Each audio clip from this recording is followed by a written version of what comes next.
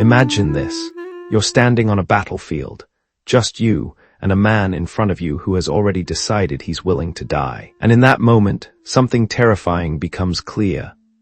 There is no space for doubt, because doubt is not just uncomfortable here, it's fatal. This was not a metaphor for Miyamoto Musashi. This was his daily reality. A man who walked into over 60 duels and walked out of every single one alive. Not because he was lucky, not because he was reckless, but because he had something most people today have completely lost. A mind with no internal conflict. Think about that for a second. No hesitation, no second guessing, no internal voice asking, what if this goes wrong? Just action, clean, direct, absolute. Now compare that to how you make decisions today. You open your phone and suddenly there are 10 opinions. You think about a choice and instantly imagine 5 different outcomes. You want to act, but you hesitate. Not because you don't know what to do, but because you're thinking too much. You don't live on a battlefield, but your mind acts like one. Constant noise, constant conflict, constant friction. Musashi understood something that most people never will. The enemy is not outside you. It's the division inside you. Every time you hesitate, it's not because the situation is complex. It's because your mind is split. One part wants to act, another wants to stay safe, another wants approval, another wants perfection. And while these parts argue, time moves, opportunity disappears, and you stay exactly where you are. Musashi eliminated this completely, not reduced it. Eliminated it. He lived by a code. A final set of principles he wrote near the end of his life known as the Dokkodo. A list that doesn't comfort you. It strips you. It removes everything unnecessary. Attachment, desire, fear, dependence, because in his world, anything that creates hesitation gets you killed. Now you might think, that's extreme. That's not relevant to my life. But look closer. You may not be fighting with swords, but you are fighting with decisions. Every single day, should you take that risk? Should you speak your mind? Should you change direction? Should you commit fully or keep your options open? And in every one of those moments, hesitation costs you, not your life, but your momentum, your clarity, your potential. You don't lose in one dramatic moment. You lose slowly, through indecision, through overthinking, through waiting. And this is where Musashi becomes relevant again, because his philosophy was never about fighting others. It was about removing everything inside you that prevents you from acting decisively. He didn't try to become stronger. He became simpler. No unnecessary thoughts, no emotional clutter, no attachment to outcomes, just presence and action. Imagine what your life would look like if your mind operated like that. No overthinking before making a move. No fear of judgment holding you back. No internal debate draining your energy. Just clarity. You see what needs to be done and you do it. No delay, no resistance. That's not motivation. That's structure, and that's exactly what we are going to break down. Not theory, not vague ideas, but a system. A way of thinking that turns your mind into something precise, sharp, unbreakable. We are going to take Musashi's Dokkodo and strip it down to its core, not as history, but as a weapon. Because in a world full of distractions, the person who eliminates internal conflict doesn't just move faster, they move with certainty. And certainty is what separates those who think about change from those who actually create it. So the question is simple. Do you want to keep negotiating with yourself, or do you want to become someone who simply decides and moves? Because once you understand this, you don't go back to confusion. You move forward with intent. Next, we step into the problem you're already trapped in, but probably haven't fully seen yet. The quiet crisis that's been slowing you down, without you even realizing it.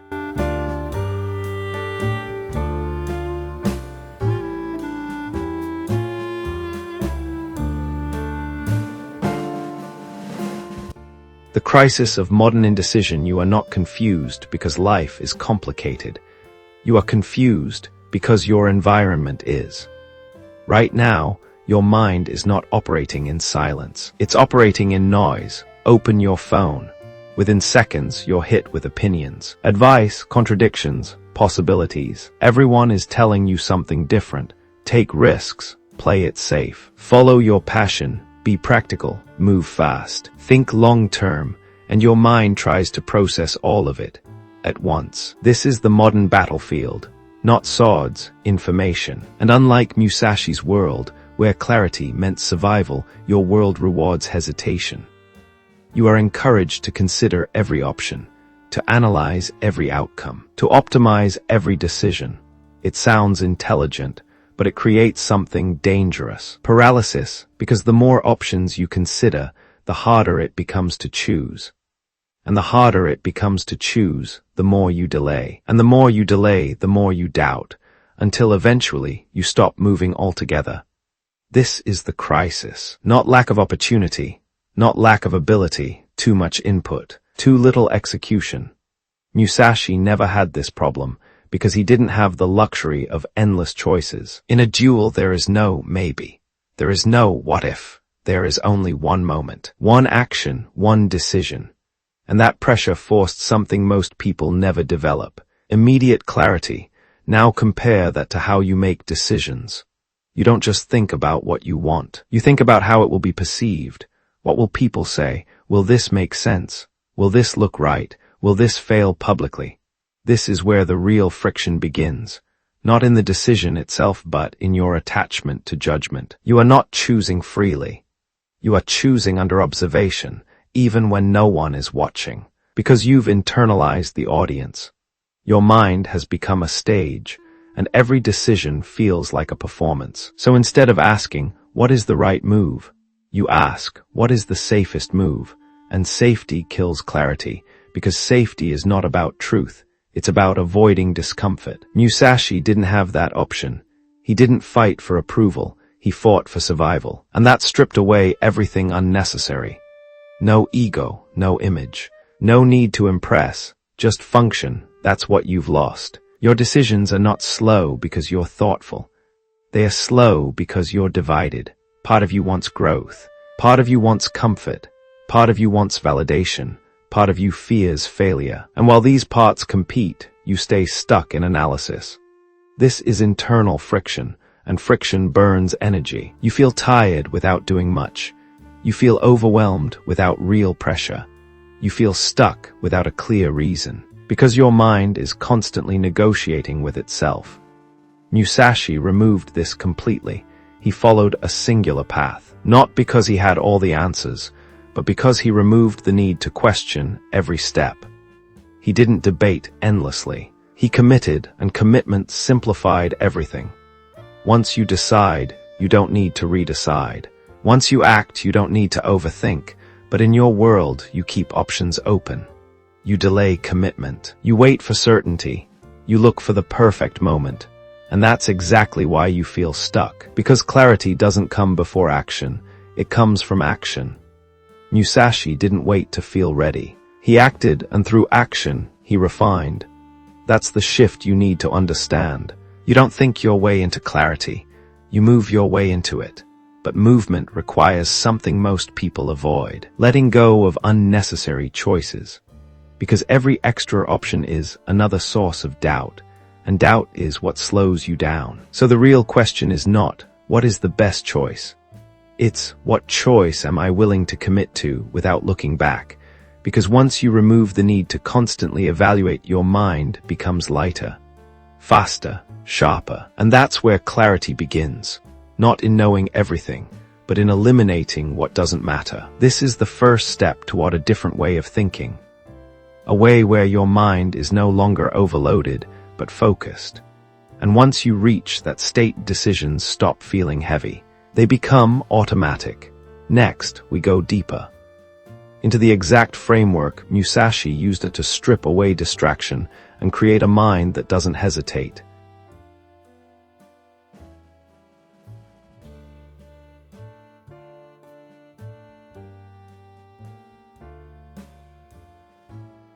The Dokkodo Framework for mental scarcity. Musashi didn't try to become superhuman.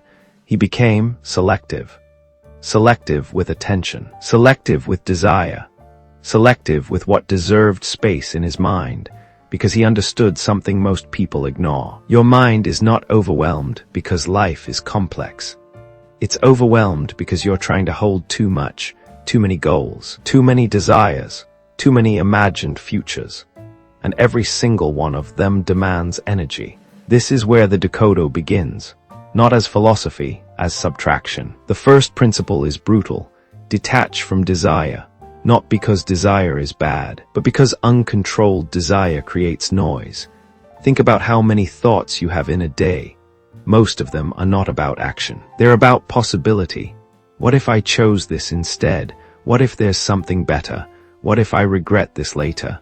These are not useful thoughts. They don't move you forward. They keep you suspended. Musashi eliminated this entirely. He didn't entertain endless scenarios. He didn't chase every possible outcome. He chose and moved, because every additional what if is another weight on your decision. And too much weight stops movement. This is mental scarcity, not lack. Precision: you deliberately reduce the number of things that matter, until only the essential remains. Because clarity is not found by adding more information. It's found by removing distractions. Now here's where most people struggle. They think letting go of options means limiting themselves. But it's the opposite. The more options you hold, the less you commit. The less you commit, the less you progress. And without progress, everything feels uncertain, so you keep searching, keep analyzing, keep hesitating, and the cycle repeats. Musashi broke this cycle by rejecting comfort. Not comfort in the physical sense. Comfort in the mental sense. The comfort of indecision. The comfort of delay. The comfort of keeping options open. Because comfort is where discipline dies. Every time you choose what feels easy, you reinforce hesitation. Every time you avoid discomfort, you weaken your ability to act under pressure. And over time, your mind adapts. It becomes slower, more resistant, more dependent on ideal conditions.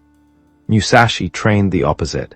He placed himself in situations where comfort didn't exist, not to suffer, but to remove dependency. Because once you stop relying on comfort, you become stable anywhere. And stability is what allows decisive action. This is how the Dokkodo translates into your life. You stop feeding unnecessary desires. You don't chase every opportunity. You don't explore every possibility. You don't entertain every thought. You choose fewer things, and you go deeper. You accept that every decision closes doors, and instead of fearing that, you use it. Because closed doors remove distraction, and without distraction, focus becomes natural. You also begin rejecting small comforts. Not in extreme ways, in deliberate ways. You choose the harder option when it builds discipline. You act when it's inconvenient. You move forward even when it's uncomfortable. Not because it feels good, but because it sharpens you. Over time, your tolerance for discomfort increases, and something interesting happens. What once felt difficult starts to feel normal. And when discomfort becomes normal, hesitation disappears. Because you're no longer waiting for the perfect moment. You're ready in imperfect ones. This is the psychological foundation Musashi built. Not strength through force, strength through elimination. He removed everything that created internal noise, until his mind was quiet. And in that quiet, there was no confusion, only action. This is what mental scarcity gives you. Not restriction, freedom. Freedom from overthinking. Freedom from endless comparison. Freedom from the need to constantly reassess. Because once you reduce what matters, you don't need to think as much. You already know, and when you know, you move. Next, we take this even further. Because the biggest illusion you still hold is the belief that you need multiple options to succeed. And that illusion is what's keeping you stuck.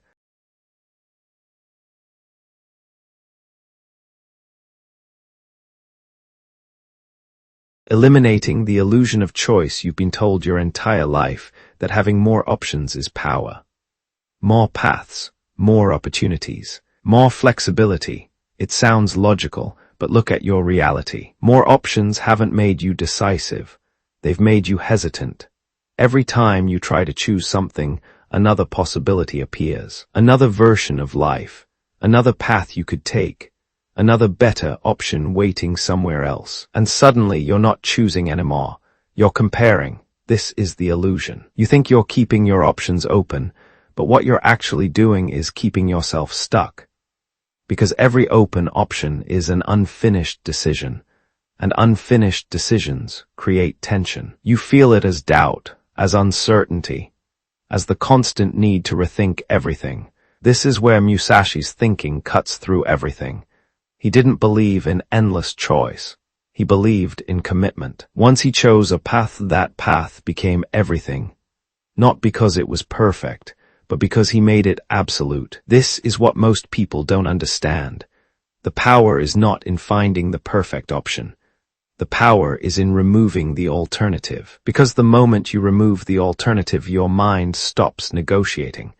There's no, maybe I should do this instead. No, what if I chose differently? There is only forward, and forward movement creates clarity. But as long as you keep options open, you stay in limbo. You move halfway, you commit partially. You hesitate constantly, and then you wonder why nothing feels certain. It's because you never fully decided. Musashi operated differently. He didn't design endless strategies. He followed what he called no design, not randomness, not lack of direction, absence of overplanning.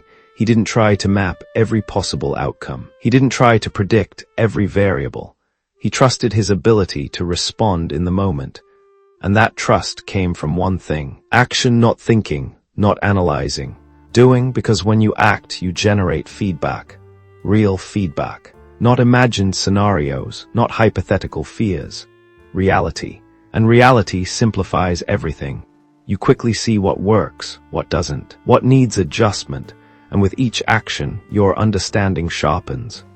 But if you stay in analysis, you never reach that point. You stay in imagined outcomes, endless possibilities, none of them real. This is why over-optimization kills progress.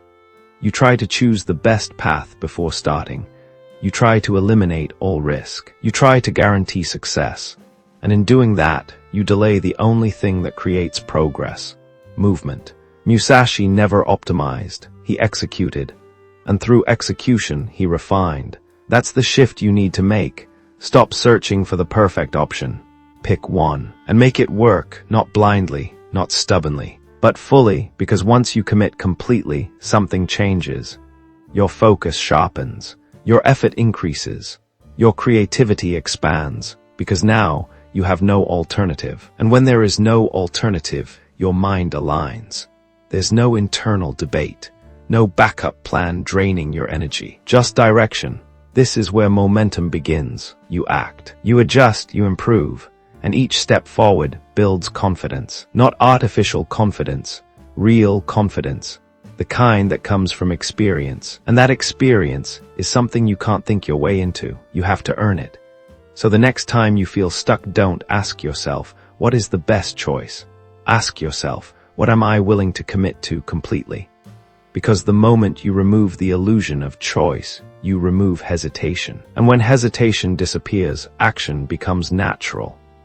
Next, we take this even deeper, because even with commitment, there's still something that can slow you down. The emotional noise that clouds your judgment right when clarity matters the most. And removing that is what turns decision-making into precision.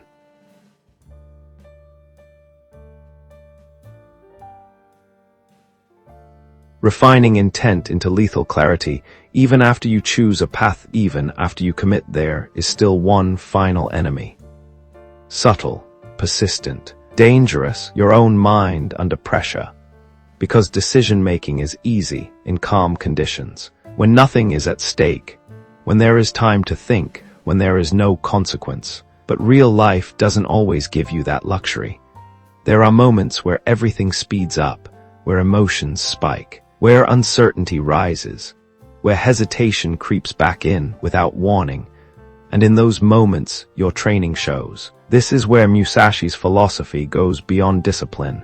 It enters something deeper, a state he described in the Book of Five Rings as the void, not emptiness, not nothingness. Clarity without interference. A mind that is not distracted by fear, not clouded by emotion, not slowed down by internal dialogue, just perception and response. Imagine that for a moment.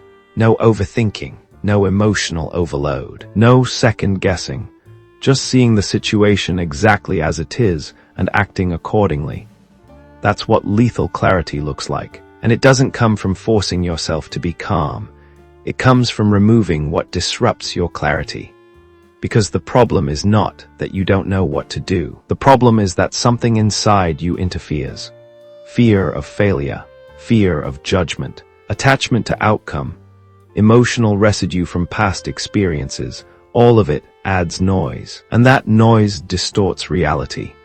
You start reacting not to what's happening, but to what you feel about what's happening. And that delay, that distortion, is where mistakes happen. Musashi trained to remove this entirely. He developed what is known as mushin, no mind. Not the absence of thought, the absence of interference. Your mind still functions, but it doesn't hesitate. It doesn't get caught in loops. It doesn't debate. It acts because it trusts itself. And that trust comes from clarity. So how do you build this? You start by separating fact from emotion. In any situation, there are two layers. What is happening? What you feel about what is happening. Most people merge the two. They feel anxious and assume the situation is dangerous. They feel uncertain and assume the decision is wrong. They feel pressure and assume they're not ready, but feelings are not always accurate. They are influenced by past experiences. So the first step is simple. Observe. When you feel something intense, pause. Not to avoid, to analyze. What is actually happening? What part of this is real, and what part is interpretation? That separation alone reduces noise. Next, you remove attachment to outcome. This is where most hesitation comes from. You're not afraid of acting, you're afraid of what happens after. What if this fails? What if this goes wrong? What if I regret this? And because of that, you delay. Musashi didn't think like that. He focused only on the present action, not the result, not the future, just the execution. Because when you're fully engaged in the present, there is no space for fear. There is only action, and action creates clarity. Finally, you train your mind through repetition. You don't wait for high-pressure situations to practice this. You build it in small moments, make decisions quickly, act without overthinking. Trust your first clear judgment, not impulsively, but decisively. Because every time you act without hesitation, you reinforce clarity. And every time you hesitate unnecessarily, you reinforce doubt. Over time this compounds. Your mind becomes faster, sharper, more reliable, until eventually you don't need to think as much. You just know. And when you know, you move. This is what lethal clarity looks like, not aggression, not intensity, precision. You see reality as it is. You respond without delay. You act without internal resistance. And in a world full of noise, that level of clarity is rare, which is why it's powerful, because when others hesitate, you move. When others overthink, you execute. When others get lost in emotion, you stay aligned with reality. And that difference creates results, not occasionally, consistently. This is the state Musashi operated from, not because he was different, but because he removed everything that wasn't necessary, and what remained was clarity. Next, we bring everything together, because understanding this is one thing. Living it is something else entirely, and that's where the real transformation happens. In your daily actions, your habits, your choices, where philosophy stops being an idea and becomes who you are.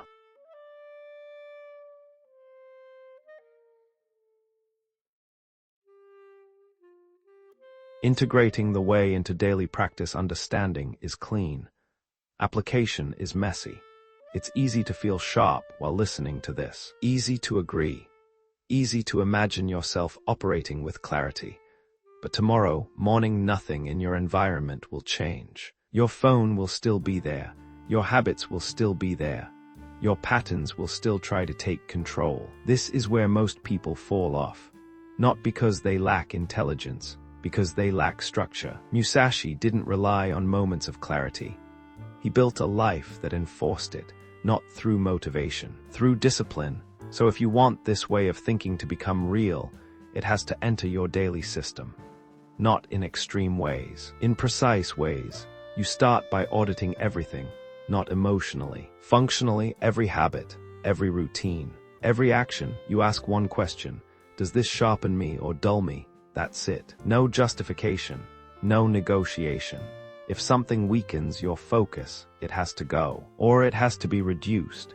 If something strengthens your discipline, it stays, or it expands. This is how you simplify your life, not by doing more, by removing what doesn't serve your core direction. Most people fill their days with noise, endless scrolling, unnecessary conversations, low-value distractions. And then they wonder why their mind feels scattered, because your environment trains your mind. If your environment is chaotic, your thinking will be chaotic. So you begin controlling inputs. Less noise, less distraction, less unnecessary stimulation, not to isolate yourself, but to protect your clarity. Next, you deliberately choose resistance, not because suffering is good, but because resistance builds capacity. Every day, you do something that requires effort, something that challenges you, something that doesn't feel comfortable, not randomly, intentionally. It could be physical, training when you don't feel like it. It could be mental, working deeply without distraction. It could be emotional, having a difficult conversation you've been avoiding. Each time you choose resistance, you reinforce something, that you can act even when it's uncomfortable. And over time, that becomes your default. You stop waiting to feel ready. You act regardless. This is how hesitation disappears, not by thinking about it, by training against it. Then comes the final shift. You stop observing your life and start directing it. No more passive decisions, no more drifting. You decide your path, clearly. And once you decide, you align everything with it. Your habits, your time, your energy. No contradiction, no confusion. Because the moment your actions don't match your direction, friction returns. So you correct it immediately, not later, not when it becomes a problem. In the moment. This is what turns philosophy into reality. Consistency, not perfection. Alignment. You won't get everything right. You won't always feel clear.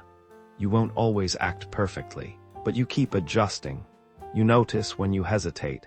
You notice when you get distracted. You notice when you avoid. And you bring yourself back, again and again, until it becomes natural. Until clarity is not something you chase, but something you operate from. This is where the transformation completes. You are no longer someone trying to be disciplined. You are someone who lives with direction. You don't need constant reminders.